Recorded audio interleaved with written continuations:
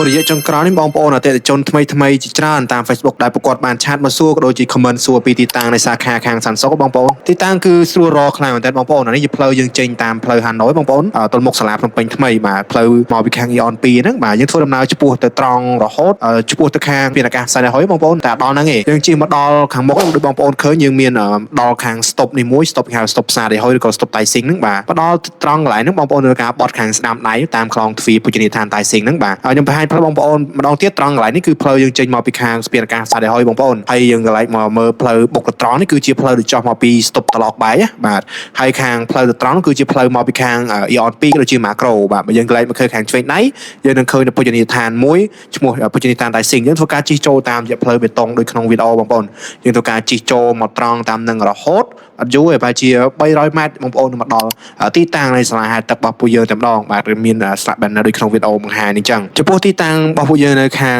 សាន់សុកវិញគឺនិយាយពីចំណតវិញគឺធំទលាខ្លាំងមែនតើហើយកន្លែងនេះគឺជាកន្លែងទីសិបនេះដែលបងប្អូនអាចធ្វើការចូលទៅសួរព័ត៌មានក៏ដូចជាធ្វើការចោះឈ្មោះរៀននៅទីនឹងផ្ទាល់តែម្ដងបាទយើងក៏លេចមកមើលអាងទឹកវិញម្ដងចំពោះអាងទឹកនៅខាងសាខាសាន់សុកគឺជាប្រភេទអាងទឹកអំបិលបងប្អូនមានប្រវែង22ម៉ែត្រជម្រៅអាងពី1ម៉ែត្រ40ដល់1ម៉ែត្រ60បងប្អូនមានទេសភាពស្អាតបរិយាកាសធំទូលាយដែលមើលទៅគួរចង់រៀនខ្លាំងមែនតើប្រសិនបើបងប្អូនកំពុងស្វែងរកថ្នាក់រៀនហែលទឹកជាមួយនឹងបរិយាកាសស្អាតស្រស់ស្រាយធំទូលាយបែបនេះកុំភ្លេចសាលាបង្រៀនហែលទឹក1ម៉ែត្រសាខាសាន់សុកអរគុណច្រើនជួបគ្នានៅវីដេអូក្រោយ